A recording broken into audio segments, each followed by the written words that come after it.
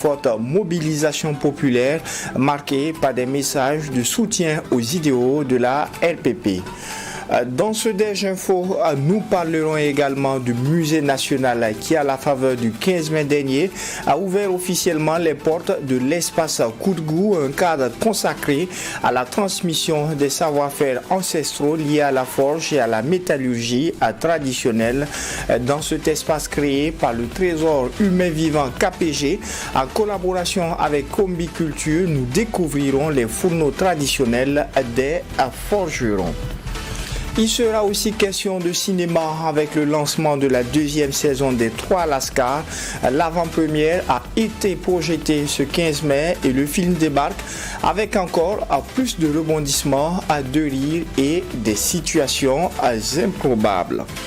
Enfin, l'invité du jour, comme tous les lundis, sera Abdul Karim Bandé. Il est le directeur général du cabinet Salomon Conseil. Avec lui, une thématique aujourd'hui, le développement personnel. Et c'était là les principaux titres du retour.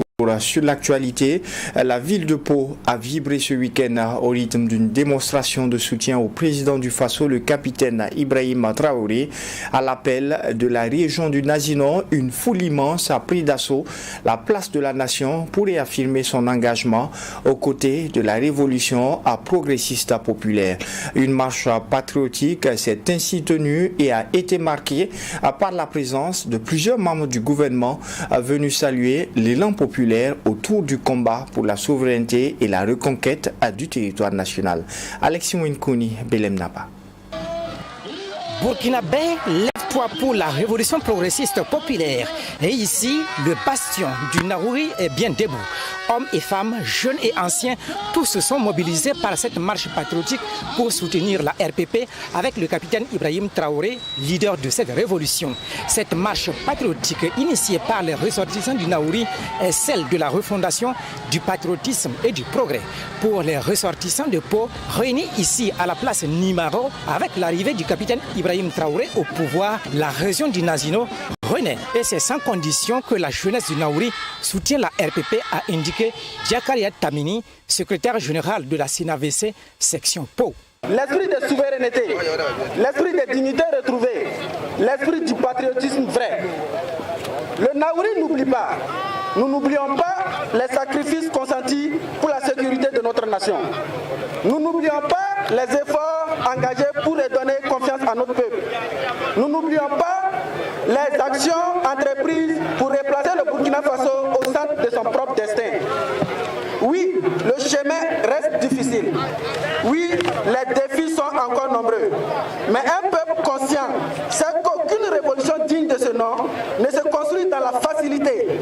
Pour Maître Christophe Birba, parrain de cette cérémonie, cette révolution tire ses sources dans les forces des traditions burkinabè. Voilà pourquoi l'ensemble du peuple burkinabè est engagé dans cette dynamique de développement. La révolution que nous portons puise sa sève dans nos traditions, dans notre culture, dans notre profonde identité. Vous êtes la fierté de notre nation. Le peuple marche avec vous. Le peuple est derrière vous. Le peuple est là pour vous. Vous n'êtes donc jamais seul. Soyez-en infiniment remerciés. La RPP n'est pas un slogan, soutient le ministre chargé de l'enseignement de base, Jacques Sostène Dengara. C'est un projet politique qui vise à redéfinir les bases de l'État burkinabè. Le ministre Jacques Sostène Dengara d'inviter la jeunesse à un changement de mentalité. Le symbole de la révolution, être révolutionnaire, ce n'est pas simplement des slogans, ce n'est pas crier sur les toits à bas l'impérialisme, mais être révolutionnaire, c'est un comportement. C'est d'abord une reconversion totale de mentalité. Et je pense que cette mentalité, c'est ce que nous demandons à l'ensemble de nos concitoyens, de prendre le développement de notre commune en main l'État accompagne, mais le premier acteur donc, de développement, c'est la population. C'est ce signal aussi que nous avons voulu donner à l'ensemble donc, de la population. Alors, cette marche, elle est aussi celle de la souveraineté retrouvée, de la sécurité et de la dignité. Mais au-delà de tout ça, elle est celle d'une unité dans la diversité. La RPP, c'est le refus de la division, c'est l'appel à bâtir ensemble, a soutenu le ministre de la Sécurité, Mahamoudou Sana, patron de l'événement. Il tente de nous faire croire au Burkina Faso que nous avons des problèmes de cohésion sociale, de cohésion communautaire, de cohésion interreligieuse, mais c'est faux et archi faux. Ce n'est qu'une manipulation de l'impérialisme qui se manifeste par le terrorisme. Chère population de Pau, nous n'avons qu'un seul ennemi. Et cet ennemi s'appelle l'impérialisme qui se manifeste par le terrorisme. Le ministre de la Sécurité, Mahamoudou Sana, a invité la jeunesse à renforcer son engagement dans la protection de cette nation, dans l'ordre et la discipline.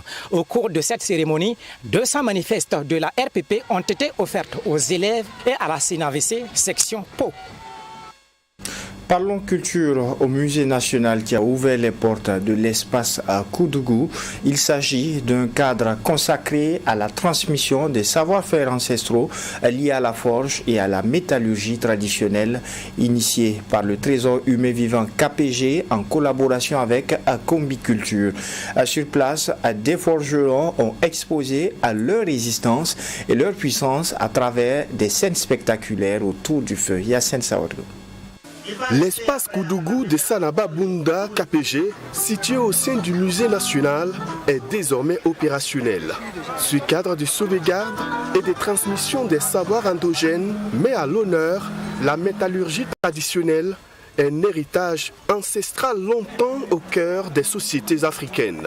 C'est une occasion également de montrer toute leur puissance, la science, à travers des démonstrations. À travers cette initiative, le promoteur Sanaba Bunda KPG veut préserver la mémoire des artisans forgerons et de valoriser leur contribution dans l'histoire et le développement des communautés.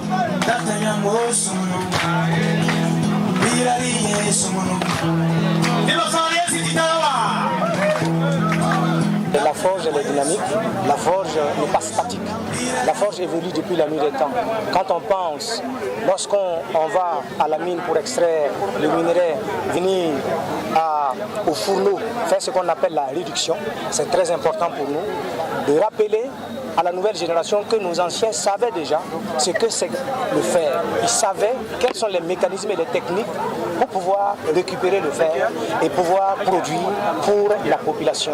Donc, c'est la raison pour laquelle nous avons essayé de transmettre ces valeurs-là. Si je construis ces fourneaux, ce n'est pas pour dire que c'est pour montrer le folklore de l'Afrique, ce n'est pas ça, mais c'est pour montrer les savoirs et les savoir-faire qui existaient, qui avec le temps se sont en tout cas dissipés avec le temps. Je ne sais pas si c'est une question de rupture de transmission, je ne sais pas, mais en tout cas, il y a certaines personnes qui détiennent toujours ces savoirs-là. Selon Sanaba Bunda KPG, tout Burkinabé se doit de valoriser sa connaissance et son savoir endogène. Des savoirs qui veulent qu'on les garde précieusement. Il faut que nous, on sache choisir les mots pour nommer nos choses.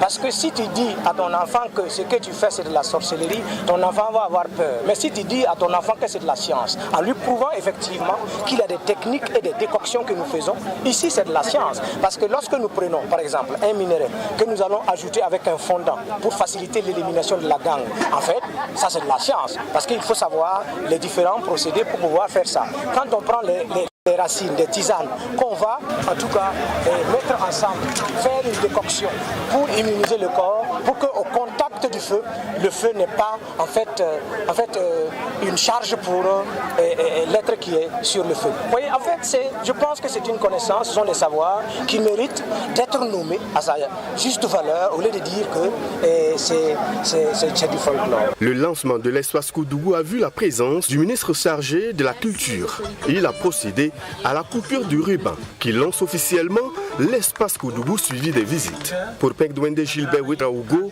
il est nécessaire de revaloriser notre savoir endogène. Aujourd'hui, 15 mai, journée dédiée aux coutumes et traditions, est le jour le mieux indiqué pour que nous puissions vivre véritablement nos valeurs traditionnelles, nos valeurs endogènes. Nous avons tenu à être présents et à vivre de bout en bout tout le cérémonial qui a entouré bien sûr déjà la technique d'extraction du fer à travers les hauts fourneaux. Cela est une science détenue par les Africains, exclusivement par les Africains, depuis de très longues années, depuis des millénaires.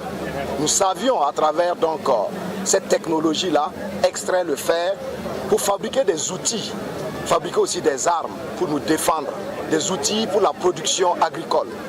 Mais toute cette technologie, malheureusement, avec l'effet de la colonisation, était en train de disparaître.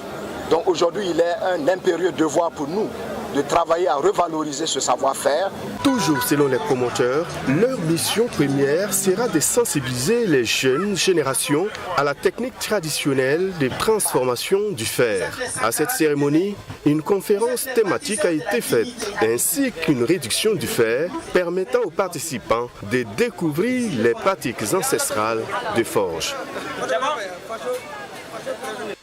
Et pendant que la population admirait les pratiques ancestrales de la forge, la célébration de nos us et coutumes se poursuivait dans plusieurs lieux de la tradition à Burkinabé. Une cérémonie symbolique s'est tenue au palais du Mogonaba au rythme des sonorités des tambours ainsi que des rites ancestraux. À cette occasion, les ministres chargés de la culture, de l'administration territoriale et de la justice ont reçu des distinctions honorifiques des mains de l'empereur Ademosé. Alexis Belemdaba. Dans un pas rythmé, le Pangsoba avance accompagné par ses notables et sa cavalerie. Nous sommes ici dans la cour royale du Mogonaba à la 3e édition des Journées des coutumes et traditions.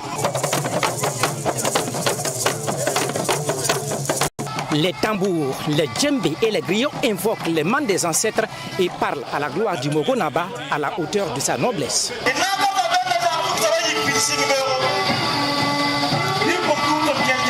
Ici, c'est la tradition qui parle et se vit. Elle est le ciment et la boussole du peuple burkinabé. Elle est une boussole quand la loi reste muette.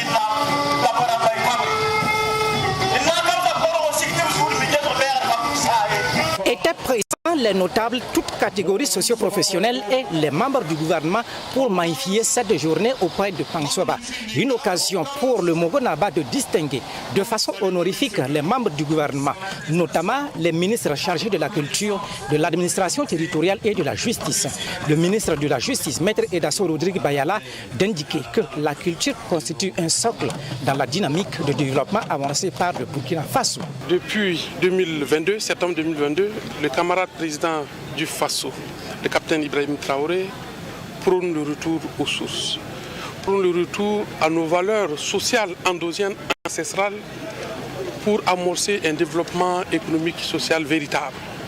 Et comme vous le savez, dans la quête de notre souveraineté vraie, nous pouvons retrouver notre indépendance et amorcer un véritable développement économique et social si nous ne retournons pas à nos sources et à nos valeurs ancestrales, comme la fère nourricière qui doit guider nos pas dans cette marche de notre peuple vers sa dignité et vers sa liberté.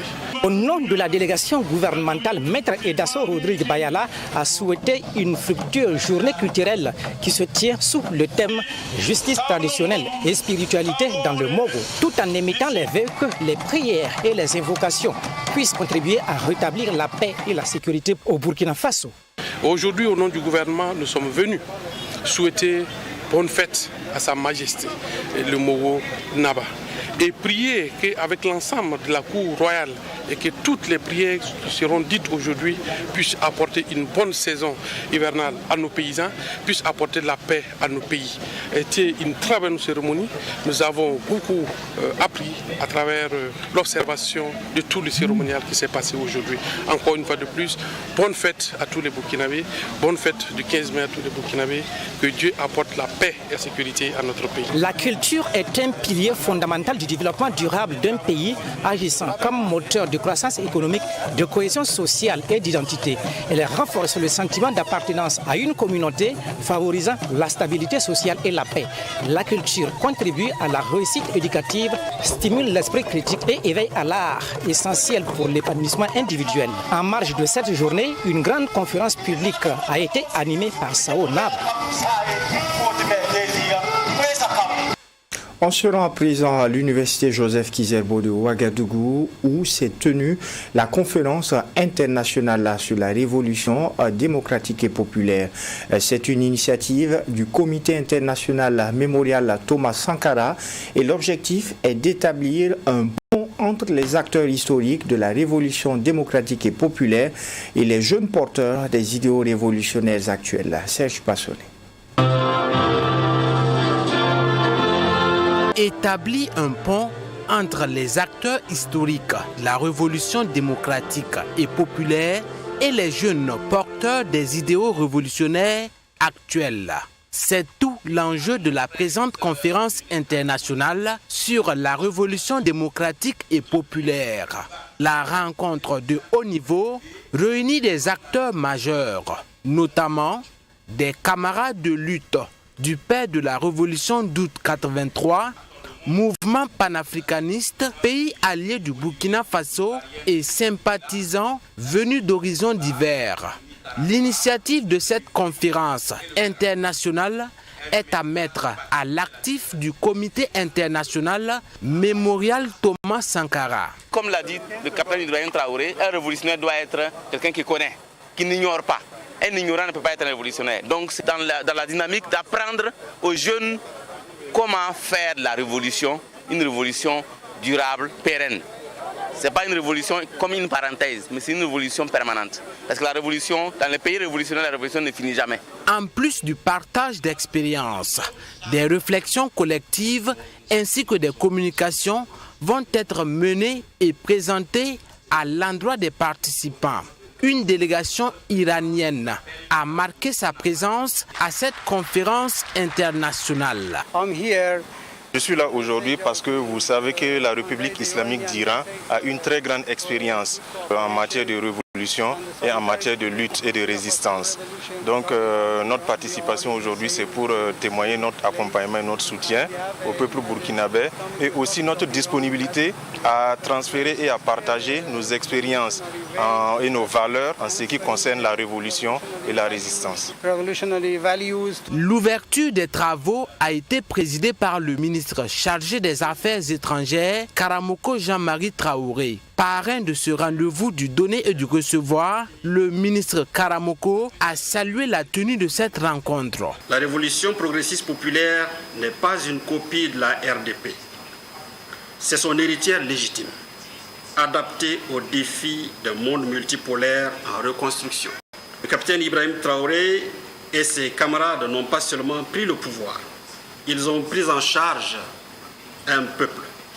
Ils ont affronté la guerre terroriste avec les ressources de la nation, sans mendier la protection de ceux qui organisaient l'insécurité. Ils ont dit non aux bases militaires étrangères. Ils ont dit non au diktat des organisations financières internationales. Ils ont renoué avec l'esprit de Sankara. Servir et non se servir. Le Cuba, le Venezuela, la Russie, le Nicaragua, la Chine, le Ghana sont entre autres les pays qui prennent part à cette conférence internationale sur la révolution démocratique et populaire. À l'issue des travaux, un manuel d'engagement du jeune révolutionnaire dans l'espace AES sera distribué à toute la jeunesse afin de leur permettre de savoir comment faire la révolution un acte permanent, car selon Luc Damiba, président du comité d'organisation, une révolution n'est pas une parenthèse. Place à présent au grand écran et à l'humour Made in Burkina Faso. Vous avez aimé la première saison, eh bien la deuxième débarque avec encore plus de rebondissements. Les célèbres 3 Lascar sont de retour pour une nouvelle saison dont l'avant-première a été projetée à ce 15 mai. Wendata Dorothée Bambara pour les détails. Leur premier tour de mensonge avait conquis des milliers de spectateurs. Après le carton phénoménal de la saison 1, les 3 Lascar reviennent de très loin. Souvenez-vous, l'histoire s'était arrêtée sur un chaos total lorsque leurs épouses légitimes découvraient enfin leur infidélité. Et pour le grand retour avec la saison 2, nos 3 incorrigibles coureurs de jupons doivent désormais tout faire pour obtenir le pardon de leur femme. Et pour se faire pardonner, Idriss, Willy et Momo organisent un voyage à Assini dans la maison d'Akoula en Côte d'Ivoire, histoire de renouveler l'énergie avec leur conjointe. Arrivés à destination, tout allait pour le mieux dans le meilleur des mondes. Oh my God! Voilà, on va tester lui.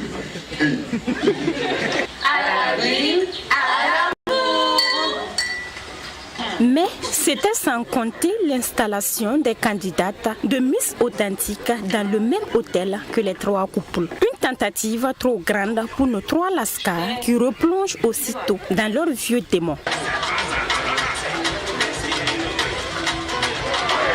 Bien décidées à donner une leçon à leur mari, les épouses orchestrent une soirée entre filles. Dès lors, le week-end paradisiaque des 3 Lascar bascule dans le pire des cauchemars. Comment Idriss, Willy et Momo vont procéder pour reconquérir une fois de plus leur femme? C'est là toute la problématique que traite la saison 2. Dans Lascar 2, il faut venir voir. On connaît Lascar 1, on connaît les personnages, on connaît la thématique. Donc voilà, ils ont fait une bourde, ils se sont fait attraper. Ils veulent faire amende honorable, ils veulent demander pardon. Voilà, mais maintenant, la vie souvent réserve des surprises. Et quand vous vous retrouvez dans une situation équivoque, que bon, on va dire que le démon de midi revient à la charge, ce qui est en dessous remonte. Bon, c'est un peu ça, je ne vais pas raconter le film. C'est une succession de situations burlesques dans laquelle surtout tout le monde, les hommes, les femmes, vont se reconnaître, en tout cas on espère. C'est l'idée, c'est pour ça qu'il a fait le succès du 1. Une histoire et des jeux d'acteurs appréciés positivement par les cinéphiles qui ont effectué le déplacement au Centre culturel du Faso ce 15 mai pour l'avant-première. Des sensations encore meilleures parce qu'on sent une progression aussi bien dans le jeu d'acteur, aussi bien dans la réalisation, aussi bien dans la qualité des images, du son. En tout cas, on sent la progression et c'est aussi intéressant que le premier et il n'y a pas de choix à faire. On va dire les deux, que ce soit le 1 ou le 2. J'ai apprécié, je ne peux pas choisir entre les deux. On va dire, c'est de beaux moments qu'on passe lorsqu'on suit ces films-là. Ça détend, ça fait rire en même temps. Ça touche du doigt, on va dire, des phénomènes de société, des faits de société qui sont réels et qui font partie de notre quotidien. La réalisation de cet opus a connu l'accompagnement de Canal+.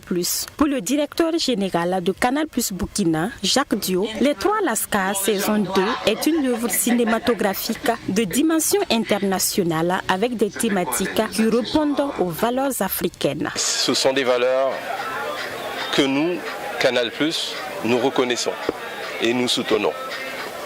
Faire vivre cette industrie culturelle, c'est créer une économie, c'est créer des emplois, c'est former, c'est éduquer et c'est divertir.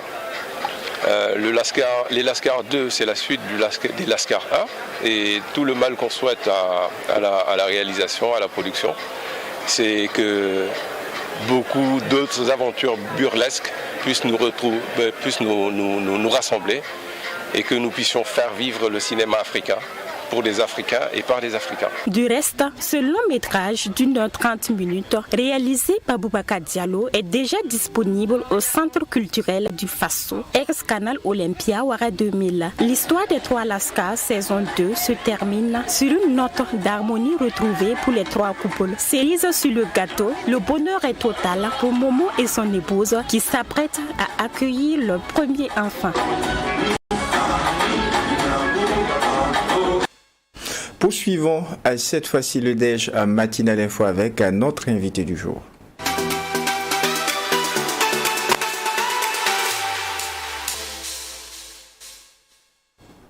L'invité de ce jour est, je vous le disais, Abdoul Karim Bandé, le directeur général du cabinet Salomon Conseil. Avec lui, une thématique aujourd'hui, le développement personnel. Bonjour et bienvenue. Merci, bonjour. Alors, le développement personnel, pourquoi une telle thématique aujourd'hui ? Moi déjà c'est un de mes sujets de prédilection, c'est mon métier, j'évolue beaucoup là-dedans, je le pratique depuis aujourd'hui plus de 20 ans, mais je me rends compte qu'il y a une méconnaissance toujours de ce que c'est et il y a beaucoup d'acteurs qui malheureusement affectent négativement la perception de ce domaine-là. Bon, il était bon pour nous, l'inspiration que j'ai eue, c'est qu'aujourd'hui on puisse en parler et que ceux qui nous suivent puissent mesurer toute l'importance du développement personnel mais aussi tous les dangers qui y sont associés. Est-ce que l'idée d'aborder une telle thématique est peut-être aussi liée au fait qu'il y a beaucoup plus de demandes sur le développement personnel, que ce soit au Burkina ou bien dans la sous-région et sur le continent en général? Oui, c'est un domaine qui monte en importance, mais malheureusement les réponses sont mal données. Voilà. Mais c'est un domaine qui est de plus en plus, quand vous allez dans les librairies, les livres les plus achetés sont des livres de développement personnel. D'accord. Ouais. De plus en plus. Oui, de plus en plus. Mais finalement, qu'est-ce que le développement personnel? Quel est le sens que l'on pourrait donner? Alors, c'est un ensemble d'outils. C'est une science, mais non formalisée. Non formalisée, je veux dire par là, de mon point de vue, c'est qu'elle n'est pas, quand on prend les maths, c'est structuré. On sait par où on commence, on sait par où on termine. Quand on prend la physique, quand on prend la philosophie, il y a des structures. Mais quand on va prendre le développement personnel, ça bouge tellement, c'est tellement en mouvement, il y a toujours des nouveautés, des outils nouveaux qu'on ajoute, qui fait que c'est pas formalisé. C'est pas formalisé aussi parce qu'il n'y a pas une école. On commence à en entendre parler, mais il n'y a pas une école. Les États n'ont pas inclus formellement le développement personnel comme une science. Donc du coup, tu as des écoles, mais qui sont des initiatives privées. Voilà, ce qui fait que ça reste toujours non formalisé. Alors, quel est son but? Son but, c'est comment permettre à l'individu d'atteindre ses objectifs, de savoir se fixer des buts et de pouvoir les atteindre, de pouvoir atteindre son épanouissement, de pouvoir atteindre son plein potentiel. Donc voilà un peu ce que poursuit comme objectif le développement personnel. Est-ce que pour ce développement personnel, il est possible de l'atteindre sans accompagnement, sans aide? Est-ce que ça peut être inné pour quelqu'un qui grandit avec beaucoup de notions sur le développement personnel qu'il n'a pas appris? Est-ce que aussi on peut décider aujourd'hui d'avoir des notions de développement personnel sans recourir forcément à quelqu'un? Alors pour moi pas, après avoir lu plus de, je veux dire quoi, au bas mot, peut-être entre 50 et 100 livres sur le sujet, après avoir suivi énormément de conférences, moi-même d'avoir été un peu introduit dans cet univers-là, moi j'arrive à la conclusion, et avoir écrit moi-même un livre sur le sujet, j'arrive vraiment à la conclusion que le développement personnel, c'est d'abord en premier une question de valeur. D'accord. Donc c'est une question de valeur. Ce qui fait que des personnes naissent avec, par chance pour eux, un potentiel en caractère très élevé. Ils sont très alignés par rapport à des valeurs qui déterminent le succès. D'autres ont la chance d'avoir une éducation. Ils ont des parents, ils grandissent dans des environnements qui les façonnent justement à être déjà développés. Il y a des personnes, quand vous les rencontrez, ils sont développés, même s'ils n'ont pas le mot associé à cela. Maintenant, il y a tous ceux qui sont moyens dans leur caractère ou qui ont un niveau de quotient émotionnel faible, et ces derniers ont besoin d'être accompagnés. Voilà. Et même ceux qui ont déjà le quotient émotionnel élevé, le fait de comprendre les dynamiques qui font leurs actions vont leur permettre encore d'être plus efficaces, d'être plus performants dans leurs actions. Alors, le développement personnel, comme on le disait en introduction, on se rend compte que ça revient beaucoup ces temps-ci, pas seulement au Burkina, mais sur le continent, tout dans le monde. Sur la barre de recherche Google, ça fait partie des 20 premiers mots recherchés par la plupart des internautes. Quelle est son importance? Oui, c'est la voie du succès. Moi, je ne sais pas comment une personne, vous me montrez une personne qui a réussi, je suis convaincu qu'elle est développée personnellement. De fait, qu'elle ait suivi des cours, qu'elle ait eu un coach, un mentor, n'est pas la question. Vous ne pouvez pas réussir sans développement personnel. Qu'est-ce que c'est en simple? Dans mon livre, on en parle ici très souvent, il y a 6 compétences. C'est vraiment la discipline qui travaille sur la compétence émotionnelle. Alors que c'est la compétence émotionnelle, on ne parle pas d'avoir des sentiments, la compétence émotionnelle, au contraire, on parle du développement du caractère. Et avoir le caractère, c'est ce qui fait réussir. Je dis encore, c'est pour ça qu'on voit des diplômés. Le gars, il a un doctorat, il est professeur d'université, tout ce que tu veux. Et puis, il ne peut pas faire ce que fait un gars qui n'a même pas mis les pieds dans une classe. La différence entre les deux, c'est le caractère. Prenez toutes les personnes qui réussissent. Ils ont un caractère commun, ils se ressemblent. Maxwell Maltz a dit que le succès a un visage. Et le visage du succès, succès, c'est un caractère. Toutes les personnes qui réussissent se ressemblent en caractère. Rigueur, discipline, patience, humilité. Le regard des autres ne les influence pas. Et c'est ça le but du développement personnel. En réalité, c'est ce que devraient faire les familles. Parce que éduquer un enfant, en réalité, c'est le développer. Il vient quasi neutre avec un potentiel en caractère. Et c'est pour ça qu'on devrait l'éduquer pour lui permettre de grandir émotionnellement. L'école fait de l'instruction. Les familles devraient faire de l'éducation.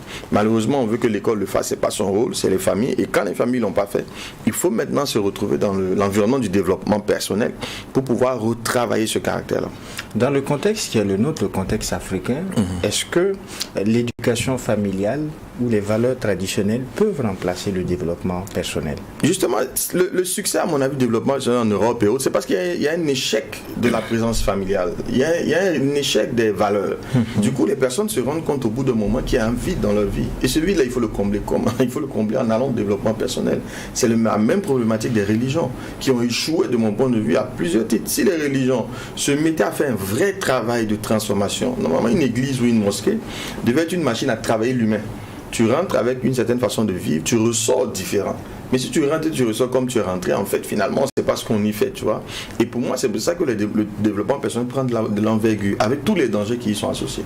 À quelle étape de sa vie est-ce que on peut penser à se dire que bon, il est important d'aller vers un développement personnel? Est-ce que c'est quand on commence dans les affaires, quand on commence dans l'entrepreneuriat? Est-ce que c'est depuis les bancs? Est-ce que c'est depuis l'enfance? C'est depuis l'enfance, c'est de l'éducation. C'est depuis l'enfance. Maintenant, c'est quand tu n'as pas réussi ça. D'accord. Que tu es obligé toi-même à un moment donné, comme nous on l'a fait, de se rendre compte qu'il y a un souci, qu'il y a un truc que je n'ai pas compris, je ne percute pas, mes résultats ne sont pas à la hauteur de mes attentes, mais pourquoi? Et quand tu découvres le développement personnel, tu te rends compte qu'en réalité, tu as besoin de travailler sur toi-même. C'est un travail sur soi-même pour justement s'élever. S'élever comme l'homme à 3 dimensions. Il y a le corps qui est juste un véhicule. Tu as l'âme qui est, j'ai envie de dire, le centre de décision, et puis tu as l'esprit. Et le développement personnel travaille l'âme en fait.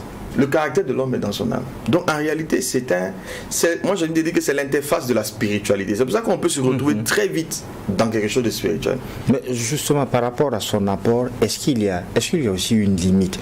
Est-ce qu'un cinquantenaire, quelqu'un qui est déjà à la retraite, peut toujours s'intéresser? Absolument.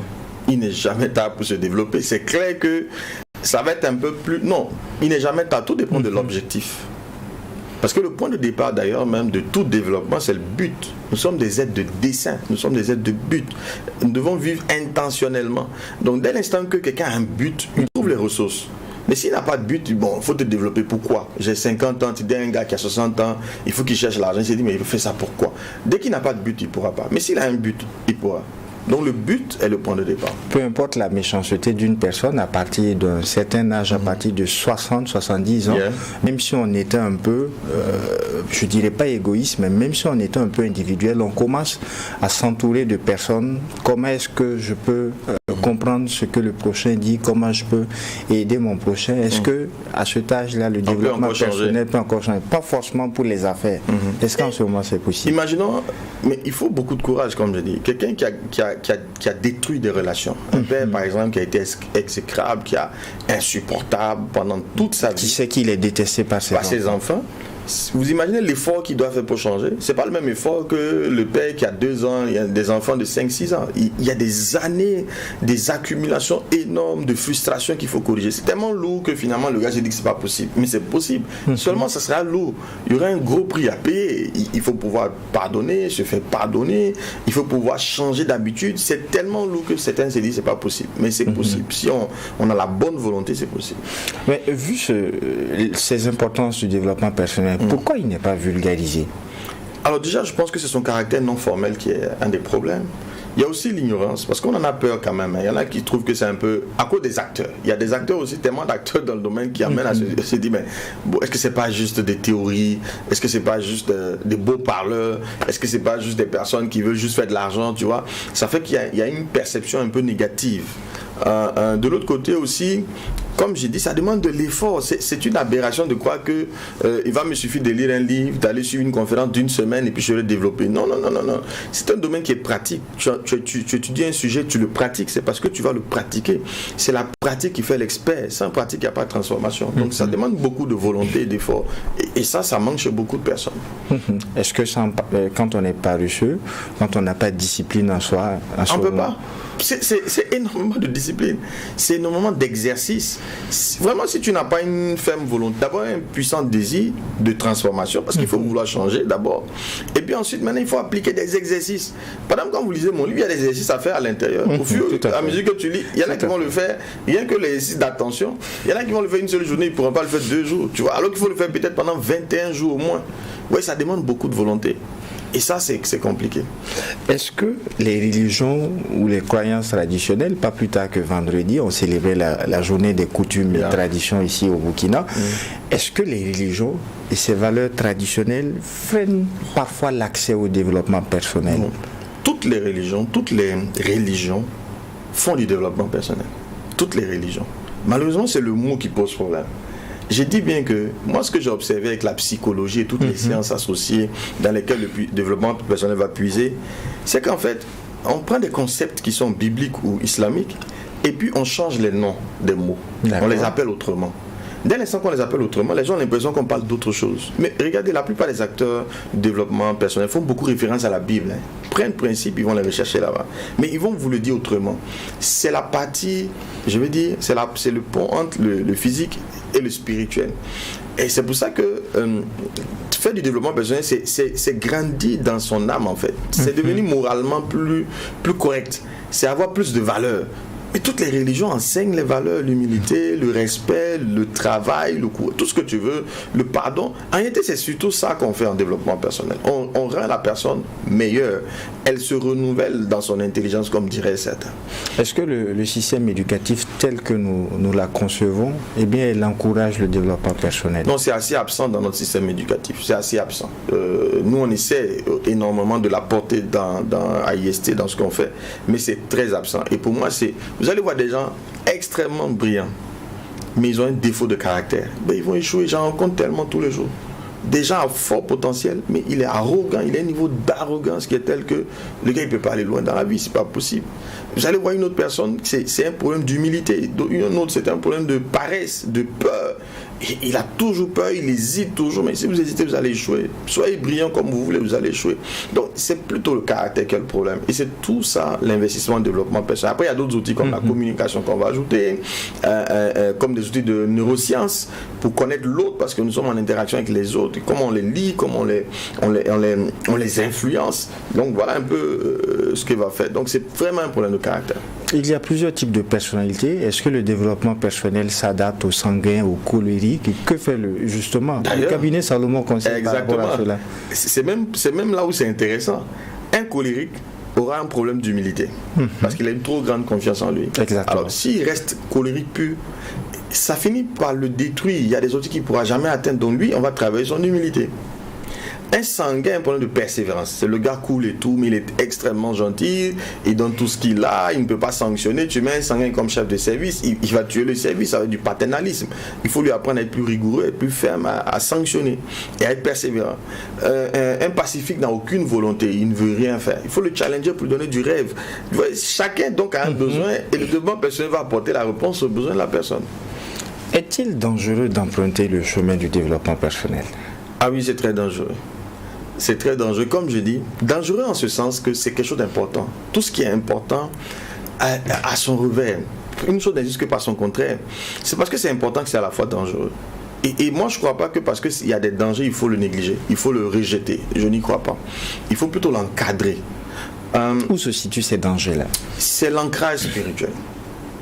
Je crois que toutes les personnes qui font du développement personnel ont un enracinement spirituel très profond.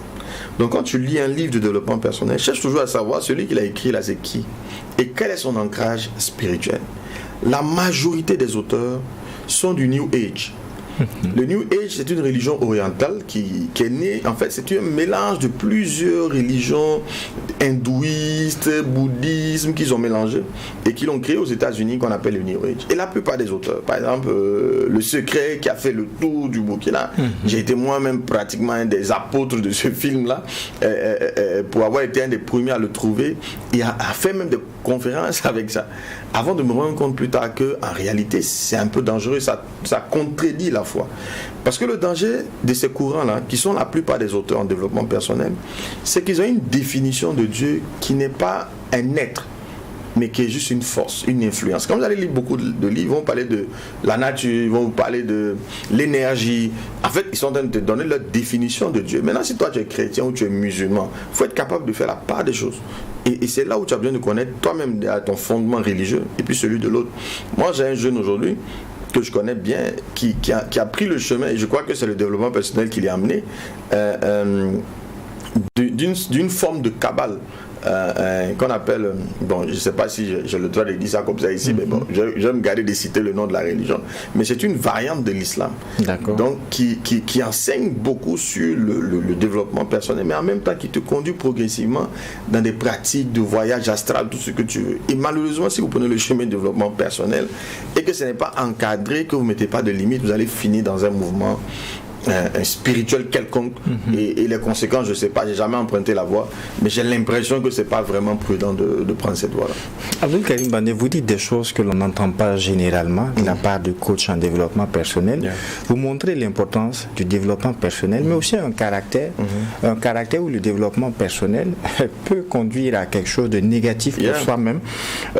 Est-ce qu'il est vrai que ça peut modifier votre perception que vous avez vis-à-vis du Créateur? Absolument. Ou ses ancêtres peut-être? Est-ce que c'est quelque chose qui peut vous amener dans un secte ou quelque chose comme ça? Et puis finalement, est-ce que vous avez rencontré, en dehors de l'exemple que vous venez d'évoquer, des personnes où le développement personnel leur a conduit vers quelque chose de négatif pour leur vie? Moi-même en réalité, parce que quand je prends le chemin de développement personnel, je suis tellement passionné. Et c'est concret. Hein. Je crois que la force du développement personnel, c'est qu'elle enseigne tellement de manière smart des principes que quand vous appliquez, vous voyez les résultats.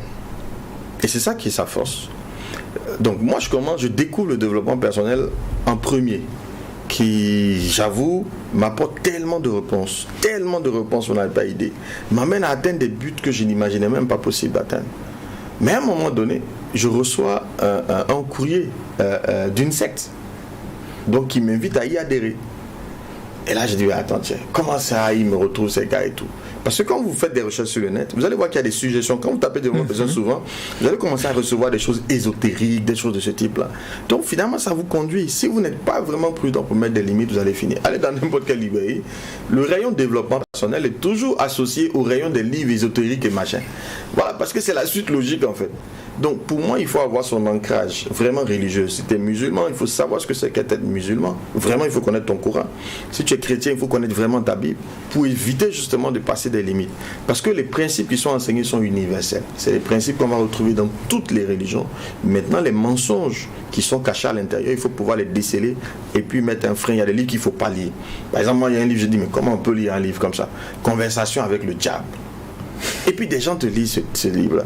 Et dans le livre, le principe de départ qu'il te dit, il faut que tu reconnaisses le diable comme ton Seigneur. Comment quelqu'un peut lire ça? Et durant tout le livre, il te fait le déclarer.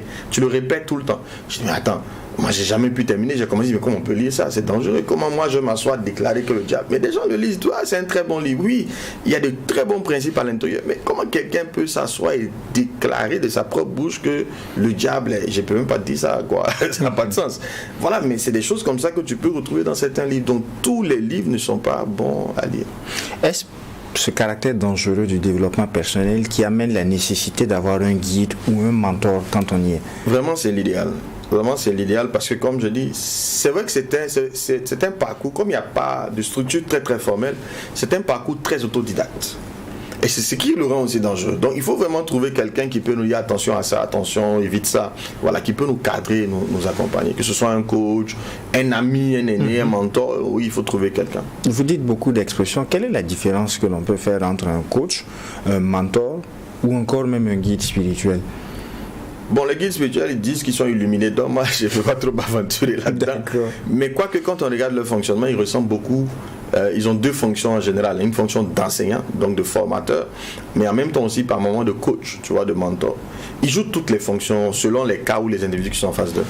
Maintenant, si on prend le mentor c'est une personne qui a du vécu, Et parce que cette personne a du vécu, vous décidez de faire de lui votre modèle. Vous travaillez à ce qu'il vous accepte comme filleul et qui décide de vous accompagner par des conseils, son expérience et tout ça. Un coach, c'est un métier. Il a suivi une formation théoriquement et il est qualifié pour pouvoir accompagner quelqu'un à atteindre ses buts. C'est payant. D'accord. On a parlé de quoi encore? Mentor, coach, guide spirituel. Bon voilà. On a formateur aussi. Et en général, un formateur, il faut le payer. C'est son travail, c'est du temps. Il paye ses formations. Ça coûte cher de se former dans ce domaine-là. Ça coûte très cher. Donc après, quand ils viennent partager, nous on vient le faire ici gratuitement, mais c'est beaucoup d'années investies, c'est beaucoup d'argent investi. Mais après, il faut payer quoi. Mais on se rend aussi compte que aujourd'hui, facilement, beaucoup de personnes, dans l'évolution de leur carrière, même professionnelle, finissent par embraser le métier de coach formateur, le métier de grand responsable en développement personnel. Dans tout corps de métier, il y a aussi du faux, même sur le plan religieux, on en voit tellement. C'est les humains. Justement, les humains, ils sont imparfaits. Comment on arrive à reconnaître un bon coach, un bon formateur, un bon mentor? Quelles sont les aptitudes qu'un vrai coach devrait avoir? Ouais, c'est délicat. Mais parce que j'ai changé avec mon épouse là, sur le sujet. Et puis je regardais un gars sur le net, tellement jeune, tu te demandes, mais lui là, est-ce qu'il sait de quoi il parle? Et puis après, pour être très sincère, je me suis dit, attends, t'as commencé comme ça. Quand les gens aussi te regardaient, t'avais l'air d'un gars qui parle de ce qu'il ne sait pas. Bon, moi je crois que c'est le temps aussi. Il faudrait quand même que dans la durée, ce que le coach enseigne, il le vive. Ce que le spécialiste développement personnel, on retrouve qu'il vit. C'est pour ça que quand vous lisez mon livre, certains pensent que c'est l'apologie de mon ego. Non. Je dis non, c'est de faire la preuve que ce que je dis marche parce que je le vis. Voilà, pour moi j'ai toujours dit que j'ai 3 rats de laboratoire. Bon, maintenant j'en ai 5. Mon premier rat de laboratoire, c'est moi-même. Je fais mes expériences sur moi, je lis des choses, je les applique. Mon épouse est mon deuxième, mes 3 enfants sont les 3 autres. Donc si ça ne marche pas sur eux, pourquoi ça marchera sur les autres? Donc moi, je m'applique d'abord à ça, à moi. Donc quelqu'un qui te dit, c'est vrai qu'on peut être un très bon enseignant, partager de très bons principes. Par exemple, un autre exemple.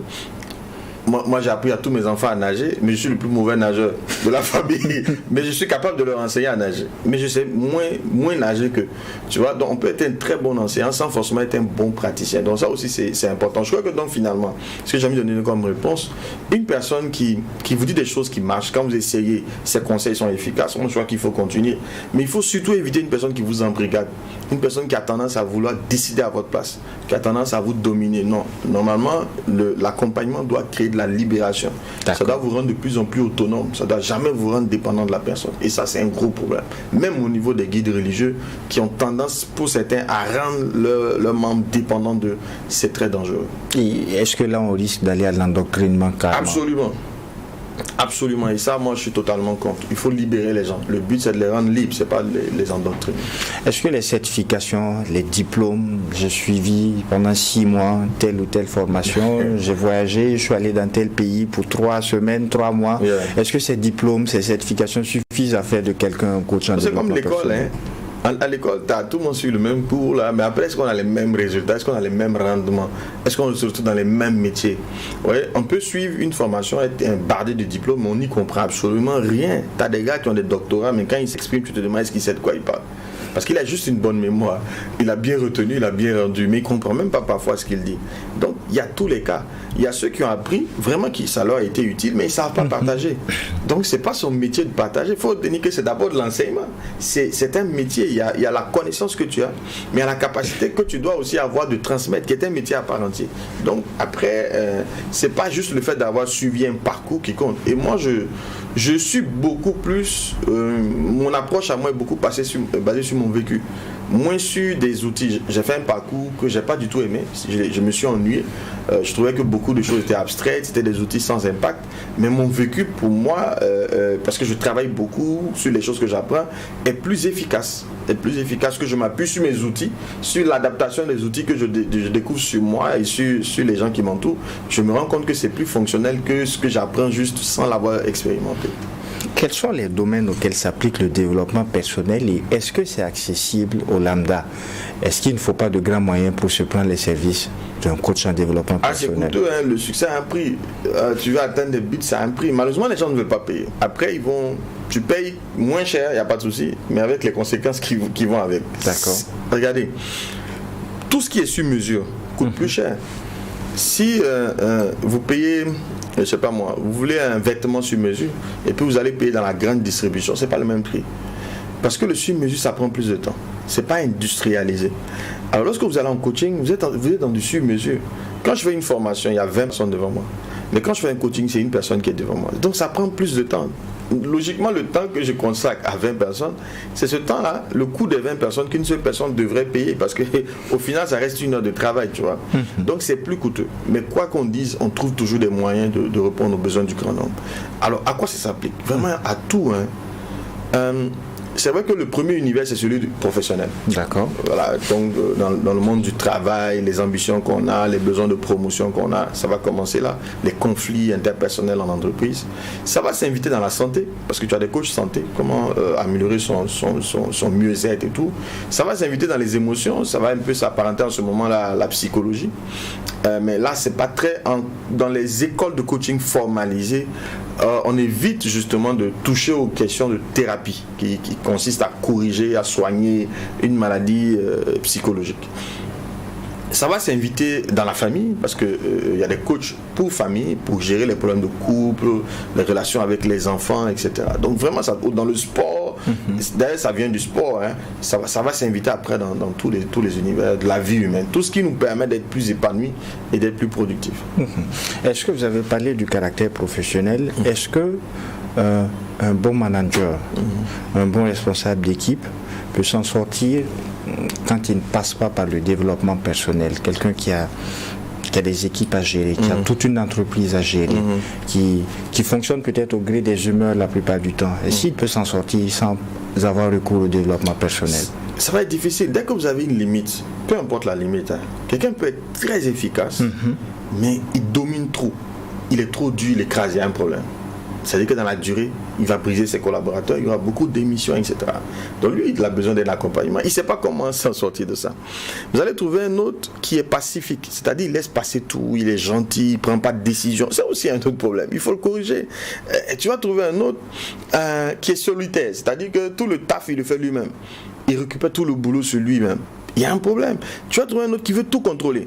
Il veut savoir tout ce que tout le monde fait à tout moment. Finalement, lui-même, plus personne ne fait rien. Il y en a, c'est lui qui décide de tout. Il ne sait pas déléguer. Tout ça, c'est des problèmes à corriger. Mais ce n'est pas par des formations seulement qu'on peut les corriger. Les formations font prendre conscience. Mais quand le problème est plus profond, c'est un problème de caractère. C'est une personne qui est en insécurité, mais il faut aller plus loin. Et c'est là où le développement personnel doit venir pour apporter une réponse. Quel doit être le déclic quand on ne sait pas au juste où est-ce qu'on... Parce qu'il y a des responsables d'entreprise, il y a peut-être beaucoup de travailleurs qui nous écoutent. Comment on arrive à détecter là où on a besoin d'un renforcement? Est-ce que c'est parce que pour le malade, il faut aller à l'hôpital, dire bon, j'ai peut-être mal sur ce côté, j'ai peut-être mal là, mais lorsqu'il s'agit du développement personnel, comment... C'est la même chose, c'est un diagnostic. Quand vous allez à l'hôpital, le médecin vous ausculte, donc il fait un diagnostic, c'est la même chose. Et c'est pour ça que nous, on vend énormément, aujourd'hui on encourage énormément de l'évaluation. Il faut de l'évaluation. Et une vraie évaluation. Une évaluation qui va mettre à nu tout l'État et qui va faire prendre conscience à l'individu qu'il a un problème. Parce qu'on va passer le temps à charger les collaborateurs. Oh, ils ne veulent pas travailler, ils sont paresseux. Et si le problème c'était toi? Voilà, donc tu as besoin d'une évaluation. Et quand tu es évalué, tu vas mesurer. Le but, c'est pas juste de dire que tu as une limite. C'est de te dire que tu as la limite et de te démontrer que tu as la limite. Parce que dès que la personne est en conscience de son problème, le processus de correction a commencé. Mais parfois, il est totalement ignorant. C'est lui le problème, mais il est ignorant. Vous avez des gars qui sont de gros menteurs, mais il passe le temps à dire que c'est les autres qui sont des menteurs. Mais tout le monde sait que tu es un menteur. Mais il n'est pas conscient qu'il est menteur. Il y en a qui sont méchants, mais il trouve que ce sont les autres qui sont méchants, pas eux. Donc il faut l'éveiller sur le fait qu'il est méchant. Et quand il va prendre conscience, ben tiens, donc c'est vrai que je le suis, il pourra en ce moment payer le prix pour être transformé. On va terminer à travers les outils. Quels sont les outils du développement personnel? Il y en a beaucoup. Hein. Il y en a beaucoup, mais on va aller chercher beaucoup dans la psychologie. On va aller chercher aujourd'hui dans ce qu'on appelle les neurosciences. Parce qu'aujourd'hui, l'homme est arrivé à comprendre le fonctionnement du cerveau humain. Et c'est tellement beau à découvrir comment l'homme fonctionne. Et donc, quand on sait comment le cerveau fonctionne, moi, par exemple, j'ai corrigé des limites dans ma vie énormes parce que j'ai compris la dynamique mentale très tôt. Voilà, moi j'avais un gros problème, c'est un des sujets de mon livre d'ailleurs, avec tout ce qui est genre féminin. à cause justement d'une expérience avec ma mère. Mais il a fallu que je comprenne comment le subconscient fonctionne, comment notre caractère se forge pour pouvoir justement me libérer de ce lien et être plus épanoui. Et pouvoir avoir une vie de famille extrêmement équilibrée, c'était impossible. C'était impossible pour moi d'avoir une vie de famille équilibrée. Et moi, je vois plein d'hommes qui passent leur temps dehors, qui n'ont pas de lien avec leurs épouses et leurs enfants. Très souvent, ça vient de l'enfance qu'ils ont eue. Mais comme ils ne comprennent pas la dynamique mentale, s'ils la comprenaient et qu'ils étaient capables de trouver les sources de ces problèmes, ils pourraient les corriger. Et ça, c'est un sujet qu'on aborde très clairement dans Banaliser le succès, quoi. Quand on regarde les outils que vous citez, neurosciences, psychologie et autres, peut-être philosophie. Communication, philosophie. Est-ce que ce que je vais qualifier d'outils occidentaux entre griffes, est-ce qu'elles s'adaptent aux réalités Moi, de je chez sais pas nous? pourquoi. En fait, le seul problème de l'Afrique, c'est de ne pas avoir écrit. D'accord. C'est du bon sens. Vous pensez que dans nos villages, il n'y avait pas de psychologue? Vous pensez qu'il n'y avait pas quelqu'un? Pendant le féticheur jouait souvent le rôle il ne soigne pas toujours par des plaintes. Il jouait un rôle de conseil. C'était le prêtre, non? Voilà, quand quelqu'un a un problème, quel que soit le problème, on va le voir. Le chef, quand on a un problème, on va le voir. On a des notables, on a des griots, mais qui écoutaient, qui étaient remplis de sagesse, qui enseignaient des choses. Pourquoi on pense que c'est les mots là le problème toujours? Psychologie, c'est un gros mot, mais le comportement humain, il a toujours été étudié. Le chef traditionnel là, qui est passé, encore que je salue, j'ai beaucoup apprécié, mais il vous donnait comment il faisait l'application entre des concepts psychologiques. Par exemple, l'orientation. Il dit à la naissance de l'enfant, on pouvait déterminer déjà le métier auquel il devait aller. Mais c'est juste une question de mots. Je refuse qu'on pense que l'Africain n'a pas la science. On n'a juste pas écrit. On n'a juste pas les mêmes mots. Et justement, on est ignorant de notre culture. Quel pourrait être le dernier mot, Abdul Karim Bandé? C'est encore d'espérer que ceux qui nous écoutent vont prendre le bon chemin du développement personnel, parce qu'il faut le prendre, le bon chemin, il faut se faire accompagner. Et puis c'est ce qui va nous permettre d'être heureux. Donc je souhaite à nos téléspectateurs d'être heureux. Et en lisant aussi. Et en lisant, il faut surtout acheter Banaliser le succès. Merci beaucoup Abdul Karim Bandé. Merci pour ces clés de lecture et ce temps consacré. C'est pas facile, je ne cesse de le dire, trouver la thématique adaptée, parce que c'est souvent aussi lié à l'actualité et tout. Trouver la thématique en fin de semaine pour l'aborder lundi matin. Félicitations. Souvent c'est dimanche dans la nuit que ça se trouve. Tu continues de nous inspirer. Félicitations. Peut-être qu'un de ces jours on pourra dire à nos téléspectateurs, auditeurs, comment est-ce que Abdul Karim Bandé arrive à fouiller, à trouver les sujets qui fâchent parfois, il s'expose aux réseaux sociaux, mais il le fait. Toute la gloire à Dieu. Vraiment, merci à vous. Merci également à vous, auditeurs et téléspectateurs. C'est donc tout pour ce premier numéro de la semaine du DEJ Matinal Info.